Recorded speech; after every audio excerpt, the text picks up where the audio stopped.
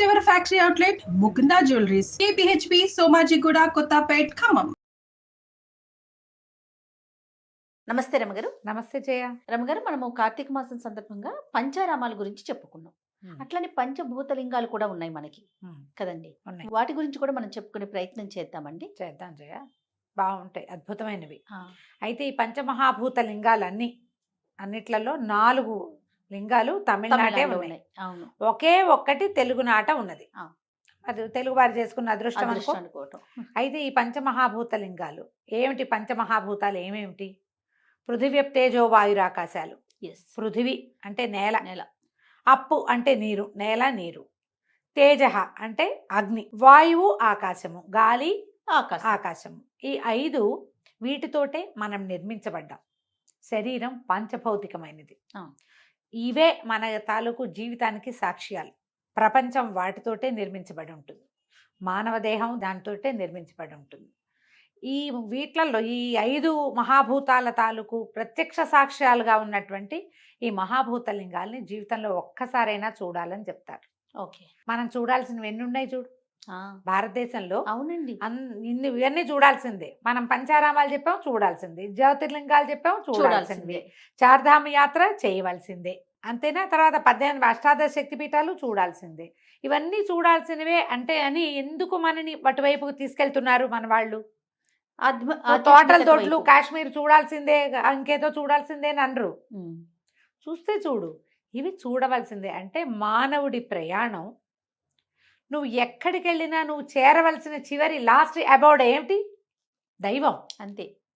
స్వామి వైపు మనం నడవాలి. మనని ఎవరు పుట్టించారో, మనలో నిరంతరం వెలిగేటువంటి భగవదాత్మ ఏదైతే ఉందో, చిదాత్మ, దాని దగ్గరికి చేరటం. అంతే. దాని దగ్గరికి చేరాలంటే మీ ఇంట్లో కూర్చుంటే నువ్వు ఎట్లా వెళ్తావు? ఇంట్లో కూర్చుంటే వెళ్ళవు, అవి ఎక్కడున్నాయో అక్కడికి వెళ్ళాలి. ఆ వైపు అడుగులు వేయాలంటే, మన ఆధ్యాత్మిక ప్రగతి మనం సాధించాలంటే ప్రగతి పథంలోకి అడుగులు వేయాలి. ఆ అడుగులు వేయించేందుకే మన చుట్టుపక్కల ఎన్నో దేవాలయాలు, ప్రతి చోటకి వెళ్తాం మనం. అట్లా ఆరాలోకి ప్రవేశిస్తూ ఉంటే ఒక్కొక్క అణువు మనలో ఉన్నది మానవత్వం నుంచి దైవత్వం వైపుకి నడిపిస్తుంది, తీసుకెళ్తుందట్టు. తీసుకెళ్ళటం కోసమే ఇవి చెప్పబడ్డాయి. అయితే మన పంచారామాలు ఒకేసారి ఏర్పడ్డవి మనకు తెలుసు. కానీ ఈ పంచమహాభూత లింగాలు ఒకేసారి ఏర్పడ్డవి కాదు. రకరకాల సందర్భాలలో భగవంతుడు తన ఉనికిని చాటడానికి చేసిన ప్రయత్నాల్లో ఇవి ఏర్పడ్డాయి. ఈ ఒక్కొక్క చోట ఒక్కొక్క మహాభూతం, ఈ పంచభూతాల్లో ఒక్కొక్కటి అట్లా కనిపించడం వల్ల ఈ 5టిని ఒక అలైన్డ్గా మనం చెప్పుకుంటున్నాం.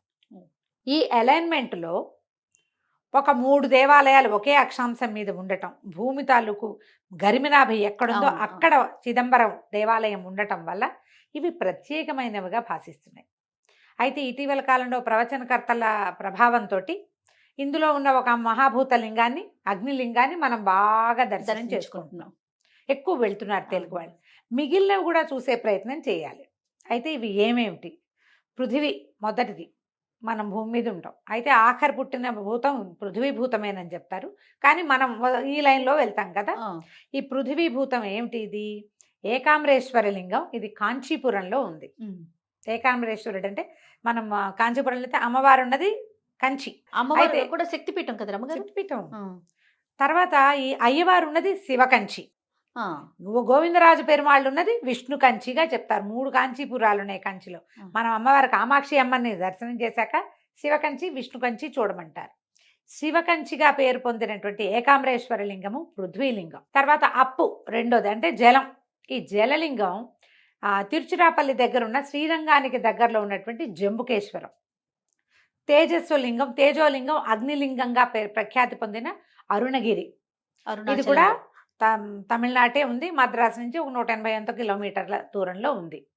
తర్వాత తేజో వాయులింగం మన ఆంధ్రప్రదేశ్లో కాళహస్తీశ్వరుడుగా అక్కడ జ్ఞానప్రసూనాంబాదేవితో కలిసి స్వామివారు దర్శనమిస్తాడు. చివరిది ఆకాశలింగం. మనం చూడు, ఇదంతా ప్రయాణం చేసే చివరికి మన ప్రయాణం ఎక్కడికి? అది శూన్యంలోకి. ఎక్కడికి వెళ్తున్నామో తెలీదు, అక్కడ ఏమీ లేదు. ఆ ఏమీ లేని ఆకాశలింగమే చిదంబరంలో తమిళనాటే ఉంది. ఈ 5 శివలింగాల్ని సంవత్సరానికి ఒకటి పెట్టుకుని చూసినా మంచిది.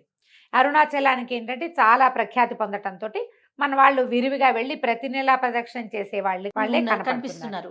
అరుణాచలం స్మరణ మాత్రంతోటే ముక్తిస్తుందట. తలుచుకుంటే చాలు, సద్యో విముక్తి క్షేత్రం అది. మరి జనాలు బాగా విపరీతంగా వెళ్తున్నారు. ఈ 5 క్షేత్రాలు ఒకసారి దర్శనం చేసుకోవాలి. సాధారణంగా తిరుపతి వెళ్తే అందరూ కాళహస్తి వెళ్ళిపోతూ ఉంటారు, చాలా మంది వెళ్తారు. సరే, ఒక్కొక్క క్షేత్రం గురించి చెప్తాం. మొట్టమొదటిది పృథ్వీలింగమైన ఏకాంబరేశ్వర లింగం గురించి చెప్పుకుందాం. మనం శివకంచిగా చెప్పుకునే ఏకాంబరేశ్వర లింగం సైకత లింగం. ఏకాంబరేశ్వరుడు అంటే ఏక ఆమ్రం లాగా మనకు వినపడుతుంది, ఒక మామిడి చెట్టు అని. ఏకాంబరేశ్వరుడు ఆయన ఎల్లలు లేనివాడు, ఆకాశమే ఒక్కటే దిక్కు, అలా ఉన్నవాడు. ఏకాంబరం అని పేర్లు పెట్టుకుంటారు అక్కడ. తమిళనాడు అంతా ఏకాంబరం కనపడుతుంది. అయితే ఈ ఏకాంబరేశ్వర లింగం ఉన్నటువంటి శివకంచిలో 4 పెద్ద పెద్ద గోపురాలు ఉన్నాయి, బ్రహ్మాండమైన గోపురాలు. ప్రధాన గోపురమే 193 అడుగులు ఉంటుంది. తర్వాతవన్నీ 180, మిగిలిన 3 180 అడుగులు ఉన్నాయి. ఇది ఎంత పెద్ద దేవాలయమో జయ, నడిచి నడిచి నడిచి ఎంత నడిచినా తిరగదు. ఈ చోళుల కాలంలో నిర్మించబడింది ఇది. దాంతో విశాలమైంది, పెద్దది, ప్రాంగణం మహా పెద్దది. ఏకాంబరేశ్వర లింగం పరమాద్భుతంగా, విశేషంగా, ఎక్కడా లేనంత కొత్తగా, ఎన్నిసార్లు చూసినా చూడాలనిపించేలాగా ఉంటుంది. అయితే దీనికి పురాణ గాథ ఏం చెప్తారంటే, పార్వతీదేవి తపస్సు చేసినప్పుడు ఆమె ఒక సంవాదంలో ఆమె తపస్సుకి కూర్చుంది. వాళ్ళిద్దరు ఏదో వాదించుకున్నారు. ఈ తపస్సుకి కూర్చున్నప్పుడు ఆవిడ ఈ ప్రాంతంలో తపస్సు చేసింది. ఆవిడ ఏం చేసేదట, రోజు సైకతంతో ఇసుకతోటి శివలింగం చేసి ఇసుక శివలింగాన్ని పూజించేది. సైకత లింగం ఎలా కుదురుతుంది చెప్పు? అవును, బేస్ లేనిదే ఏముండదు. కానీ ఆమె శక్తి వల్ల, అంటే పరమేశ్వరి యొక్క శక్తి మేరకి అలా కుదిరిందనమాట. ఈవిడ నిత్యము శివార్చన చేసుకునేది, తపస్సమాధిలో ఉండేది. అయితే పరమేశ్వరుడు ఈమె తపస్సు ఎట్లా చేస్తుందోనని పరీక్ష చేశాడట. పరీక్ష చేస్తే ముందు అగ్నిని పంపించాడు, అయినా కూడా ఆవిడ శివలింగాన్ని వదిలిపెట్టాల. తర్వాత విపరీతంగా జలం వచ్చిందట, ఒక తుఫాను లాంటిది సృష్టించారు. గంగ తోసుకొచ్చేసింది, ఆమె కదిలి వెళ్ళిపోయేలాగా ఉందట. అయితే ఈవిడ ఏం చేసిందట, ఈ పరమేశ్వరిని కౌగిలించుకుందట ఇసుకలింగాన్ని. గంగాదేవి శివుడిని ఏం చేస్తుంది అంతేగా. అయితే ఈ అమ్మవారి కౌగిలింతకి గురైన ఆ శివలింగం ఓ పక్కన ఇట్లా కదిలిపోయింది. అది సన్నటి లింగం, ఇసుకలింగం కౌగిలించుకుంది. సైకతలింగం, సైకతలింగం అంటే ఇసుకతో చేసేది. అమ్మవారి ఈ ఒరిపిడికి, కౌగిలింత ఒరిపిడికి ఇది ఓ పక్కనంతా అలా ముక్కగా పోయింది. పరమేశ్వరుడు అప్పుడు ప్రత్యక్షమయ్యాడు ఆవిడికి. ఆ సైకతలింగాన్ని ఇప్పుడు మనం చూస్తాం అక్కడ. ఇసుకదే, అందుకని అక్కడ అభిషేకం చెయ్యరు. ఇట్లా ఇలా గుండుగా అలా కనపడదు, ఒక పక్కన కొంచెం చెక్కినట్టు కౌగిలింత ఒరిపిడికి కదిలిపోయింది అనమాట. విశేషంగా కనపడుతుంది జయ. మనం ఊరికే చూస్తే ఇదేమిటి ఇలా ఉంది అలా అనిపిస్తుంది, లేదా మనకేం తెలీదు, క్యాజువల్ గా చూస్తాం. మీరు కథ తెలిసి, విషయం తెలిసి, అమ్మవారు కౌగిలించుకున్న విగ్రహాన్ని మనం కంటితో చూస్తున్నామంటే గూస్ బంప్స్ వస్తాయి, రావాలి వెంటనే. మనకి కథ తెలియాలి. ఇది పురాణ గాథగా చెప్తారు. చోళుల కాలంలో ఈ దేవాలయాన్ని నిర్మించారు. 1000 స్తంభాలు ఉన్నాయి ఈ గుళ్ళో. పెద్దది, ఇట్లా ప్రాంగణం లోపల నడుస్తుంటే మనం ఎట్లా ఉంటుందంటే ఒక చల్లని గుహలోకి ప్రవేశిస్తున్నట్టుగా ఉంటుంది. 1008 శివలింగాలు ఉన్నాయి లోపల దేవాలయంలో. అయితే ఇక్కడ ఈ దేవాలయంలో ఇంకొక పెద్ద విశేషం ఏం చెప్తారంటే, దీని తర్వాత ఇప్పుడు మనం అయ్యవారిని చూసిన తర్వాత ఎడం వైపుకి లక్ష్మీనారాయణల సన్నిధి ఉంది, విష్ణు సన్నిధి కూడా ఉంది ఇక్కడ. ఈ లోపల ఉన్నటువంటి విష్ణు సన్నిధిని చాలా విశేషంగా చెప్తారు. 108 దివ్య దేశాలలో ఒకటైనటువంటి పెరుమాళ్ళు ఇక్కడ ఉంటాడు, స్వామివారికి సాయంగా ఉన్నాడని చెప్తారు. అయితే పక్కన ఒక మండపాల మధ్యలో ఒక పెద్ద మామిడి చెట్టు కనిపిస్తుంది మనకి. ఈ మామిడి చెట్టు 3500 సంవత్సరాల నాటి మామిడి చెట్టు. ఈ మామిడి చెట్టు గట 4 శాఖలకి 4 రకాల పళ్ళు కాసేవట. అయితే తర్వాత కాలంలో ఈ కొంతకాలం క్రితం ఆ చెట్టు కూలిపోయింది. ఆ చెట్టు ప్లేస్లో ఇంకొక మామిడి వృక్షాన్ని, ఆమ్ర వృక్షాన్ని పెట్టారు. ఏక ఆమ్రేశ్వరుడు అని ఇందుకు వచ్చాడని, ఈ మామిడి చెట్టు కిందే అమ్మవారు తపస్సు చేసిందని చెప్తారు, ఆ పాత చెట్టు అని. అయితే ఇప్పుడు మనకేం కనపడుతుంది, ఆ మామిడి చెట్టు తాలూకు కాండాన్ని ఒక గ్లాస్ బాక్స్లో పెట్టి మనం గుళ్ళోకి వెళ్తుంటేనే మనకు ఎడం వైపు కనపడుతుంది. నేను 3-4 సార్లు చూడడంతో నాకు అది అసలు అట్లా బ్రెయిన్లో ఉందన్నమాట. ఈ లోపల మండపంలో ఈ మామిడి చెట్టు ఉంది కదా, మామిడి చెట్టు దగ్గర ఇట్లా ఎత్తుగా మండపం కట్టి ఉంచుతారు. చుట్టూతా నుంచి చూడొచ్చు. అక్కడ శివపార్వతులు ఇద్దరు ఒళ్ళో కుమారస్వామిని పెట్టుకుని వివాహ దంపతులుగా కనిపిస్తారు మనకి, కళ్యాణ దంపతులుగా. సోమస్కందమూర్తి అని ఒక ప్రత్యేకమైన స్వరూపం ఉంది. స ఉమా స్కందమూర్తి, ఉమతో కలిసి ఉన్న స్కందుడు కలిసి ఉన్న మూర్తి అని. శివపార్వతులు ఇద్దరు ఉండి మధ్యలో కుమారస్వామి ఉన్న స్వరూపాన్ని చూస్తే సంతానం కలుగుతుంది. మనం ఏం చెప్పుకుంటాము, ఇది ఎప్పుడు స్కందజననం చెప్పుకుంటే అవునవును, బాగా సంతానం కలుగుతుంది, ప్రతిసారి చెప్తాం కదా. అవునండి. ఈ సోమస్కందమూర్తిని ధ్యానం చేసిన, ధ్యాసలో ఉన్న, చూసి నమస్కారం చేసిన, సంతానం కోరుకున్న సంతానం కలుగుతుంది. ఓకే. ఈ సోమస్కందమూర్తిగానే మనకి ఇక్కడ దర్శనమిస్తారు. ఎంత బాగుంటుందో. మనం ఇది మెట్లెక్కి వాటి చుట్టూతా ఒక ప్రదక్షిణ చేసి ఆ మామిడి చుట్టూతా మళ్ళీ వచ్చి దండం పెట్టుకుని దిగి వచ్చేసేయచ్చు. ఓ, ఇక్కడ తపోకామాక్షి కూడా కనపడుతుంది. అమ్మవారు తపస్సు చేసింది కదా ఇక్కడ, అవును. కామాక్షి స్వరూపం ఇక్కడ తపోకామాక్షిగా కనిపిస్తుంది. పెద్ద విశాలమైన పురాతనమైన విపరీతమైన ఆధ్యాత్మిక భావాలు కలిగించేది. కొంచెం సేపు ధ్యానం చేసినా మనం ధ్యానంలోకి వెళ్ళిపోగలిగేలాంటి పాజిటివ్ ఆరా ఉన్న దేవాలయమే ఏకాంబరేశ్వర స్వామి దేవాలయం. శివకంచి ఆల్రెడీ వెళ్ళుంటారు చాలామంది. ఈ వెళ్ళిన వాళ్ళు ఊరికే ఏదో గుడి అని వచ్చేయద్దు, అందులోకి వెళ్ళడానికి ప్రయత్నం చేయండి. ఈ ప్రాంతంలో మనం ఎక్కడ నిలబడి ఉన్నామో, ఏది చూస్తున్నామో అక్కడ అమ్మవారు తపస్సు చేసింది పరమేశ్వరుడి కోసం. శక్తి శివుడి అనుగ్రహం కోసం తపస్సు చేసిన స్థలం. ఆమె పూజ చేసిన శివలింగం, పరీక్ష చేసిన భగవంతుడు, ఎన్ని ఉన్నాయి విశేషాలు.